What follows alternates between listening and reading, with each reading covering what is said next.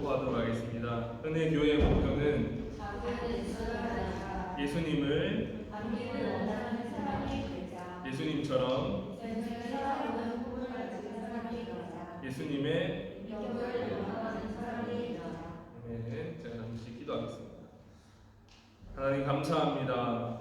참 빠른 세월 가운데서 우리를 지켜주시고 또 이 시간과 이 장소를 기억하게 하셔서 이 자리에 나와서 하나님께 예배드리게 하시면 참으로 감사합니다. 또한 이곳에 올 때에 우리의 작은 정성을 하나님께 올려드립니다. 주님께서 기뻐 받으시고 하나님 예물이 하나님 나라와 또 이웃을 살리는 데 귀히 쓰임 받을 수 있도록 은혜를 더하여 주시옵소서. 특별히 이 시간 함께 말씀을 나눌 것인데 부족한 주의 종 가려주시고 오직 십자가의 은혜만이 드러날 수 있는 귀한 시간 되게 하여 주시옵소서. 예수님 이름으로 간절히 기도드립니다. 네. 여러분 한 주간 잘 지내셨습니까? 네. 미국의 그 코넬 대학에 칼 플리머라는 한 사회학 교수가 있습니다. 이분이 2011년도에 책을 하나 썼어요. 제목이 내가 알고 있는 것을 당신도 알게 된다면 라는 책인데 저희 집사람이 이제 저에게 추천해줘서 제가 읽어봤습니다. 근데 알고 보니까 2011년 11월에 출판되고 난 뒤에 무려 20주 동안 베스트셀러에 오른 작품이더라고요. 그 내용은 이렇습니다.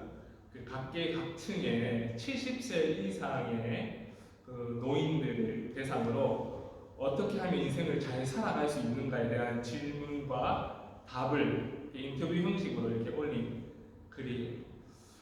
많은 사람들이 그 책을 주목을 했고 또 많은 사람들이 그 책을 많이 사서 서로 나누기도 했습니다.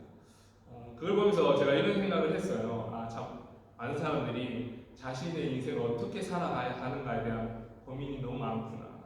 그리고 또 한 가지는 인생을 살아본 자들은 어떻게 삶을 살아가야 하는지에 대한 지혜를 가지고 있다라고 생각을 하구나 이렇게 제가 생각을 했습니다. 우리의 삶도 그런 것 같습니다. 우리 삶도 어떻게 우리가 살아가야 할지 또 무엇을 해야 할지 참 고민이 많은 것 같습니다.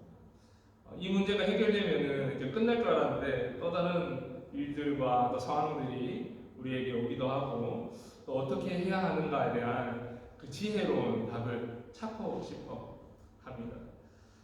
오늘 본문에도 인생을 살아본 한 노년의 사람이 인생은 이렇다라고 얘기를 하고 있습니다. 그 노년의 사람은 바로 모세입니다. 근데 이 모세가 다소 좀 충격적인 답을 이야기를 합니다. 인생이 허무하다는 것이. 아주 화려한 삶을 산 그에게는 어울리지 않는 대답처럼 보입니다. 한번 모세의 프로필을 한번 읽어볼까요? 그 고대 근동의 아주 강대국 이집트의 이 왕가의 왕자로서의 삶을 40년 동안이나 살았습니다.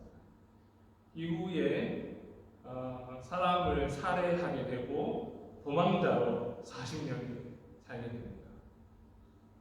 80세에 하나님의 부르심을 받아서 그가 죽는 날까지 이스라엘이라는 나라가 건국하는데 아주 큰 영향을 미친 그 놀라운 사건들을 직접 몸소 경험하는 아주 화려한 이력의 삶을 산 사람입니다. 얼마나 그가 위대한지 유대인들은 구약 성경 속에서 이 모세에 대해서 표현할 때 율법을 하나님께서 주신 율법이라고 표현하기도 하지만 모세의 율법이다 이렇게 표현하기도 합니다. 그 신약 보면은 그 율법학자들과 바리새인이 이렇게 정의합니다. 모세의 율법을 가르치는 자들이다. 그리고 마태복음 17장 보시면은 왜 변화산 사건 있죠. 그곳에서 베드로가 누구를 봤다고 얘기합니까? 모세와 엘리야를 봤다라고 이야기합니다. 그러니까 유대인에게 이 모세는 엄청난 영적 지도자이고 롤 모델이라는 것입니다. 그 인생의 스토리가 얼마나 기가 막힌지 사실 수천 년이 지난 지금 우리에게도 너무 익숙하지 않습니까? 뭐 영화나 애니메이션을 통해서 그의 삶의 스토리를 우리가 듣습니다. 인종을 구분하지 않고 국경을 넘어서 나이에 상관없이 모세라는 인물은 웬만한 사람들은 다 알고 있는 것 같습니다. 그런데 이렇게 화려하고 드라마틱한 삶을 산 모세가 오늘 본문 10절에서 이렇게 이야기를 합니다. 제가 한번 읽어드릴게요. 우리의 연수가 70이요 강건하면 80이라도 그 연수의 자랑은 수고와 슬픔뿐이요 신속기간이 우리가 날아가나이다. 제가 그 모세의 이력을 말씀드렸죠. 그 모세가 얘기하기에는 조금 어울리지 않는 것 같지만 사실 곰곰이 좀 생각을 해보면 우리 모두 다 인생의 종말 앞에서 어떤 생각이 들까? 모세와 같은 고백이 나오지 않을까? 참 세월이 빨랐구나. 또는 참 그렇게 내가 노력하고 수고했던 것이 지나고 보니 아무것도 아니었구나 라는 그런 생각을 할 것입니다. 그래서 어떻게 보면 이 모세의 고백이 별 이렇게 특이할 것이 없어 보입니다. 다시 말하면 특별할 것이 없어 보입니다. 누구나 할 수 있는 생각이 아닐까라고 생각될 수도 있습니다. 뭐 솔로몬도 자문에서 공부하다 계속 얘기를 하죠. 근데 이 12절의 본문 말씀을 보면은 그가 하나님의 사람이구나라는 것을 알 수 있게 됩니다. 인생의 허무함에 대해서, 인생이 참 짧다에 대해서 논의한 이 모세가 12절에서 이렇게 하나님께 간구를 합니다. 우리 함께 이거는 읽어봤으면 좋겠습니다. 12절입니다. 뜨나요? 나오나요? 함께 읽어보겠습니다. 시작. 우리에게 우리날 계수함을 가르치사 지혜로운 마음을 얻게 하소서. 여러분 이 말의 의미가 무엇일까요? 직관적으로 보면은 하나님 제 나이가 지금 몇입니까? 그리고 제 앞으로 살 날이 얼마나 남았습니까? 라고 묻는 것입니다. 근데 곰곰이 생각해 보면은 그게 하나님께 물어야 할 질문입니다. 하나님 제 나이가 지금 몇입니까? 또는 제 앞으로 살 날이 얼마나 남았습니까? 우리 나이를 우리는 너무 잘 알고 있습니다. 그리고 우리가 앞으로 살 날이 얼마나 남았는지에 대해서 사실 뭐 몇 날 몇 시다라고 얘기할 수는 없지만 인간의 평균 수명, 현대인의 평균 수명, 한국인의 평균 수명을 이렇게 보면 대략 내가 살면 이 정도 살 수 있겠구나라고 계속할 수 있습니다. 그렇다면 도대체 모세는 무슨 의미에서 하나님 내 나이와 우리의 나이를 계수할 수 있는 지혜 주세요라고 얘기를 하는 것일까요? 사실 사람들은 자신의 나이를 알고 있다라고 생각하지만 자신의 나이에 맞지 않게 삶을 살아갑니다. 이것을 잘 표현한 터키 시인이 있습니다. 나짐 히크메트라는 시인인데 제가 참 좋아하는 시인입니다. 그는 진정한 여행이라는 시에서 이렇게 표현을 했습니다. 이제 제가 어쨌든 한글로 번역을 한 거예요. 한번 보세요. 한 인간이 신에게 질문합니다. 신이 볼 때 인간에게 가장 놀라운 일이 무엇입니까? 신이 이렇게 대답을 합니다. 어린 시절이 지루하다고 서둘러 어른이 되려고 하는 것. 그리고 다시 어린 시절로 되돌아가기를 갈망하는 것. 돈을 벌기 위해서 건강을 잃어버리는 것. 그리고 건강을 되찾기 위해서 돈을 다 잃는 것. 미래를 염려하느라 현재를 놓쳐버리는 것. 그리하여 현재에도 미래에도 살지 못하는 것. 결국 죽지 않을 것처럼 사는 것. 그리고는 결코 살아본 적이 없는 듯 무의미하게 죽는 것이다. 이렇게 시가 나와 있습니다. 인간의 깊은 내면을 참 잘 묘사한 그런 시라고 생각을 합니다. 시 한마디로 얘기하면 인간은 후회하는 존재요. 참 인생 더덥다. 이렇게 표현할 수 있을 것 같습니다. 우리 인생 돌아보면 참 이 나짐 히크메트의 시와 닮아 있는 것 같습니다. 제가 중2 때 아주 선명하게 기억이 납니다. PC방에 갔어요. 열심히 게임을 하고 있었어요. 근데 그 PC방 사장님이 오셔가지고 저한테 뭘 하나 건네줬어요. 무엇을 건네줬을까요? 재떨이를 줬어요. 그 말은 저를 성인으로 봤다. 저 제도를 받는 순간 너무 기분이 좋았습니다. 나를 어른으로 보는구나. 근데 참 우습죠. 20살이 되고 나이가 점점 들어갈수록 어린이 된 게 그렇게 썩 좋진 않더라고요. 더 이렇게 저를 봤을 때 어려 보인다 얘기하면 어떻게 그렇게 기분이 좋은지 저기 사람이 비슷한 것 같아요. 사람 생각하는 게. 어떤 사람이 짧은 인생을 살았다 하더라도 그 인생을 좀 돌아보면 후회될 일이 많죠. 그때 이런 선택을 했었어야 되는데, 또는 이런 행동을 하지 말았어야 하는데, 이렇게 생각을 하지 말았었어야 하는데 등등 참 많은 후회들이 있습니다. 근데 우리 인생에서, 인간의 인생에서 정말로 후회할 것이 있는데 그것이 무엇인가를 오늘 본문 7절, 8절, 9절이 이야기를 해주고 있습니다. 제가 한번 읽어드리겠습니다. 우리는 주의 노에 소멸되며 주의 분내심에 놀라나이다. 8절, 주께서 우리의 죄악을 주의 앞에 놓으시며 우리의 은밀한 죄를 주의 얼굴빛 가운데 두셨사오니. 9절, 우리의 모든 날이 주의 분노 중에 지나가며 우리의 평생이 순식간에 다하였나이다. 오늘 본문은 뭐라고 이야기하냐면, 사람이 정말로 후회할 것이 있는데 그것은 바로 은밀한 죄다 라고 이야기합니다. 남들이 보지 않는다고, 또는 나밖에 알 수 없는 죄들을 우리는 살아가면서 이렇게 저렇게 짓고 있습니다. 오늘 보면 이렇게 얘기하죠. 주님 앞에 섰을 때 분명히 우리의 모든 것이 낱낱이 드러날 것인데, 그때 그거를 생각한다면 이 죄를 짓는 것이 두렵지 않겠는가, 무섭지 않은가를 지금 이야기를 하고 있습니다.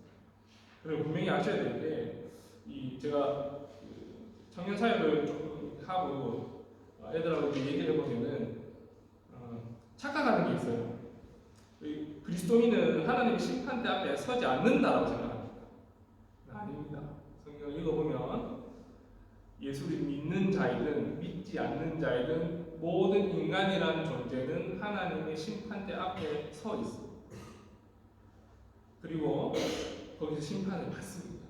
근데 우리 교리로 이렇게 생각하죠. 아니 어차피 그 앞에 서도 나는 행위로 구원받는 것이 아니라 믿음으로 구원받기 때문에 그럼 넘어가는 것이 아닌가, 뭐 그렇게 두려울 만한 일인가 라고 생각할 수 있지만, 만약 이렇게 생각한다면 우리는 정말 수많은 사람이 피를 흘리면서 만들어냈던 그 한 문장, 한 문구, 오직 믿음으로 구원받는다라는 이 놀라운 교리를 우리가 스스로 마음대로 살고 싶어서 이용하는 합리화밖에 되지 않는다라는 것을 우리가 생각을 할 수 있겠죠.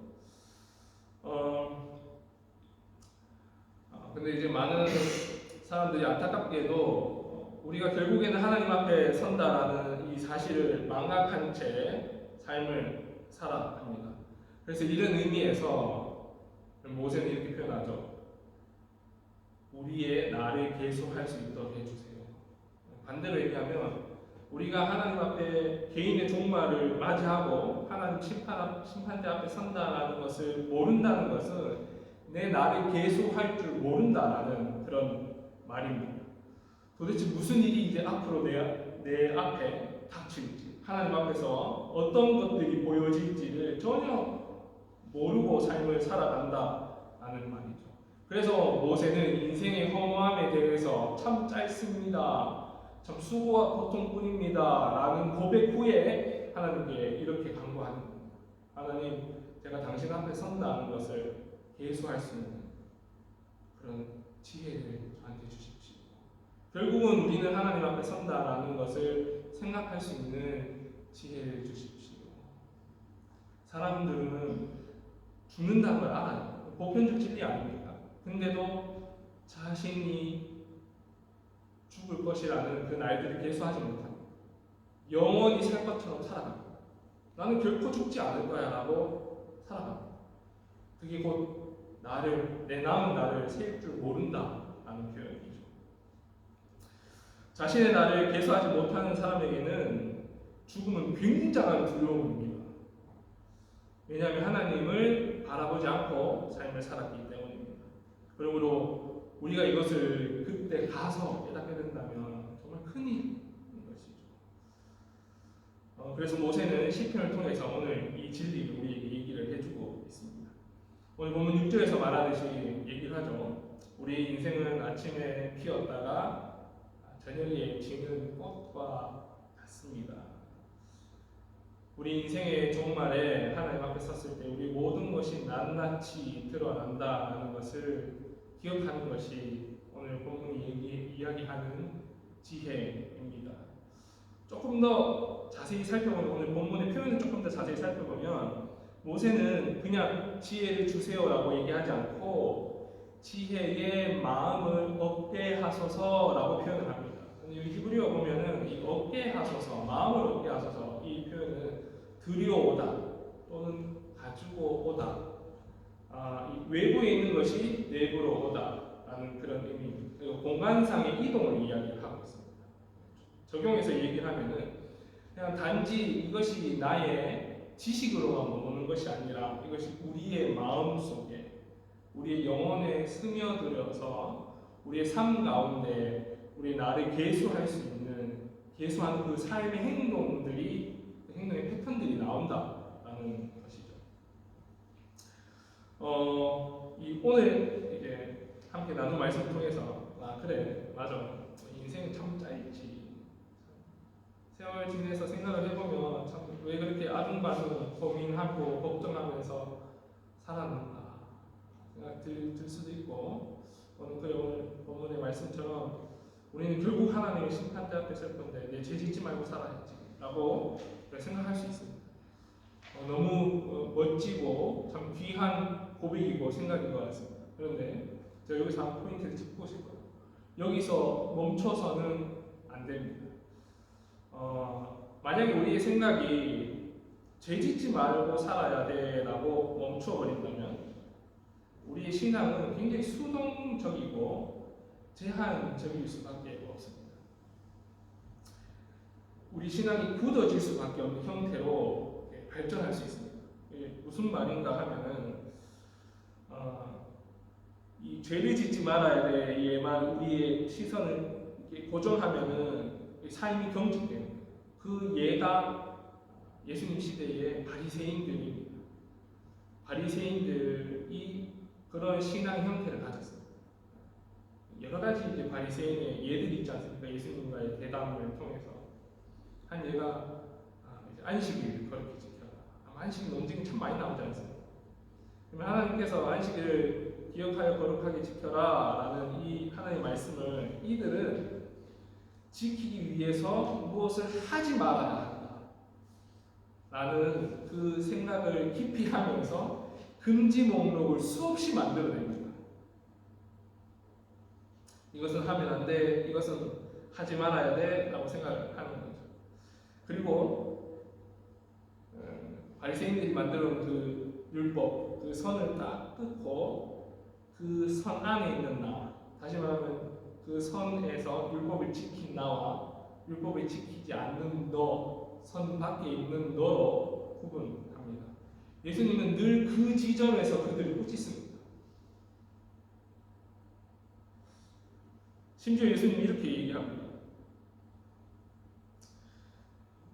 너희가 다른 사람을 너희보다 배나 더 지옥 자식이 되게 한다. 제가 여기서 말하는 것은 뭔가를 하지 말아야 된다는 규칙을 정하는 것은 귀한 것입니다. 이걸 부정하는 것이 아닙니다. 근데 거기에만 초점을 맞추게 된다면 이것은 거기서 머무는 것이 아니라 이것이 잣대가 되어서 그 선이 잣대가 되어서 많은 사람들에게 그 잣대를 대는 정죄의 도구로 변질될 가능성이 너무 농후하다라는 이야기를 제가 하고 싶은 것이죠. 따라서 우리도 오늘 본문을 통해서 참 인생 짧아. 그리고 모세가 고백했던 것처럼 우리는 하나님의 심판대 앞에 설 것인데 죄 지으면 안 돼 라고만 생각을 하게 된다면 우리 신앙 또한 나도 그렇게 하지 않기 위해서 규정들을 만들어내고 선을 그어서 삶을 살아가게 되고 나중에는 이것이 내 몸에 익어서 그 손으로 사람들을 잣대를 대는 거죠. 나는 이렇게 하는데 너는 왜 그렇게 하는가? 선안에 나와 선밖에 너를 구분해버리고 분리시켜 버린다라는 것입니다. 저도 신앙생활하면서 내가 하나님의 백성으로 살아가기 위해서 또는 죄를 짓지 않기 위해서 무엇을 해야 될까라는 그 생각에 참 쉽게 답이 오지 않더라고요. 무엇을 하지 말아야 할까는 참 쉽게 떠올랐습니다. 이런 걸 하지 말아야 돼. 저런 건 하지 말아야 돼. 저런 행동을 해서는 안 돼. 사람들을 보면서 그런 생각들을 하는 거죠. 근데 과연 반대로 역설적으로 그렇게 하지 않기 위해서 내가 무엇을 해야 하는가? 참 고민이 많았습니다. 신앙의 세월이 가면 갈수록 이 고민들이 훨씬 더 제 마음속에서 뜨겁게 떠올랐습니다. 그런데 말씀이 한 구절이 생각이 나요. 제가 한번 읽어보겠습니다. 베드로전서 4장 8절입니다. 무엇보다 뜨겁게 서로 사랑할지니 사랑은 허다한 죄를 덮느니라. 저는 딱 반이어로 들어오더라고요. 죄, 반대말. 도대체 죄의 반대말이 뭘까? 그건 무죄가 아니라 사랑. 저의 개인적인 질문의 답은 사랑이었습니다.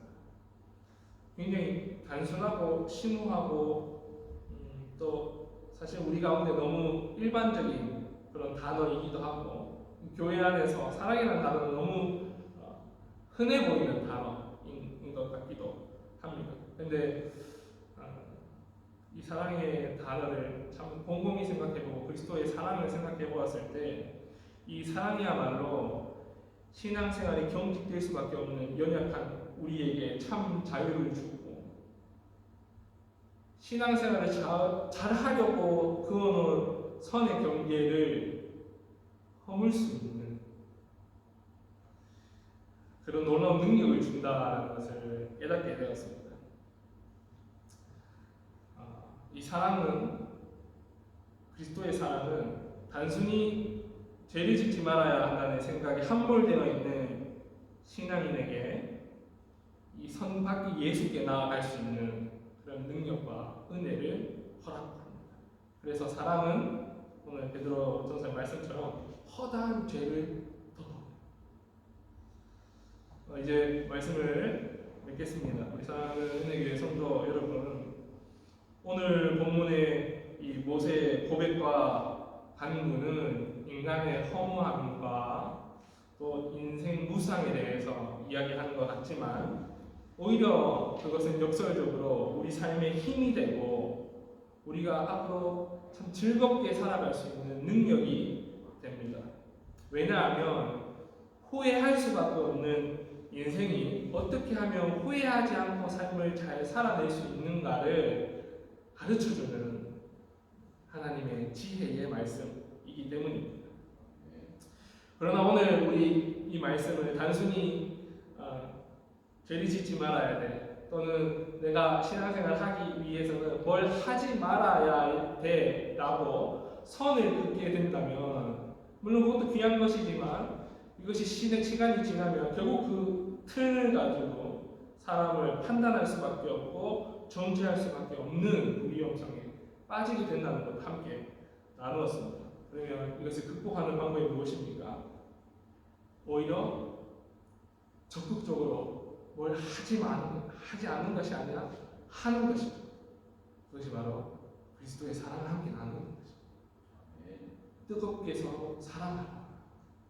그러면 그 선을 그은 그 고정관념에서 그걸 깨트리고 나와서 참 율법 안에서 복음 안에서 자유롭게 우리의 삶을 살아날 수 있을 것이라 생각이 듭니다. 그러면 우리는 나와 타인을 사랑하는 데까지 나아가야 될 줄 믿습니다. 이것이 오늘 본문이 얘기하는 참 지혜로운 마음을 얻게 하소서라는 말씀입니다.